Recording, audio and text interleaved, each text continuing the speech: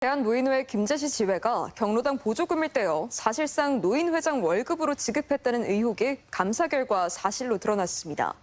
보조금 집행과 회계 관리 등 12가지 문제가 지적돼 경고 처분이 내려진 건데요.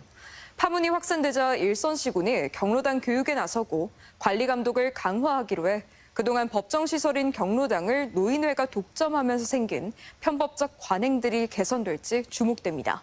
전재훈 기자입니다. 경로당에 지급한 지자체 보조금을 회비로 걷어 지회장에게 월급조로 지급한 대한노인회 김재시 지회.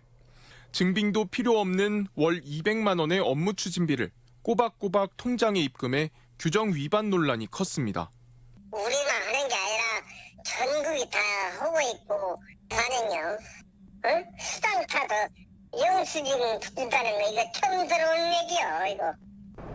지난 5월 문제 제기 이후 김재시가 자체 감사에 나선 결과 의혹 대부분이 사실로 확인됐습니다.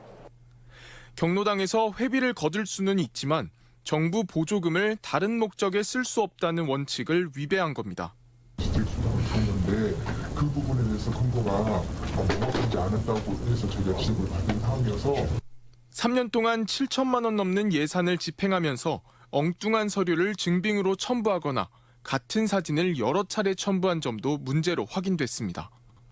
빵과 간식 등 구매에 1억 원 넘는 예산을 쓰면서 김제시내가 아닌 다른 지역 특정 업체를 지속적으로 이용한 점 등 12가지의 문제점이 드러나 경고 등의 처분이 내려진 겁니다. 하지만 실효성 없는 솜방망이 처분이라며 시의회가 반발하고 나섰습니다. 정부 보조금을 임의로 써버리고 억대의 물품 구매에도 유착 의혹이 있지만 수사기관 고발도 아닌 경고 수준에 그쳤다는 겁니다. 솜방망이 처분으로 볼 수밖에 없죠. 좀 미흡하다고 생각하고 있고요. 이 부분에 대해서는 이번 행정사무감사를 통해서 정확하게 지적하고 환수할 거 환수하고. 이처럼 경로당 보조금을 걷어 회비로 사용한 사실이 확인된 곳은 전북에서만 9개 시군. 논란이 확산하면서 여타 시군도 부랴부랴 사태 수습에 나섰습니다. 지자체가 나서 마을 경로당을 돌며 교육을 강화한 겁니다. 교육 자료는 정부와 지자체 보조금을 노인 회비로 내면 안 된다는 안내 문구를 추가하고 경로당 이용자가 자부담 납부할 것을 명시했습니다. 지구점검하면서 정확히 또 짚어주고 가시고 각별히 주의하고 그런 사례가 재발하지 않도록 허락해가지고 저희도 대한노인의 전라북도 연합회는 경로당과 지회에 혼선이 있었다며 회계 교육에 적극 나서겠다고 밝혔습니다.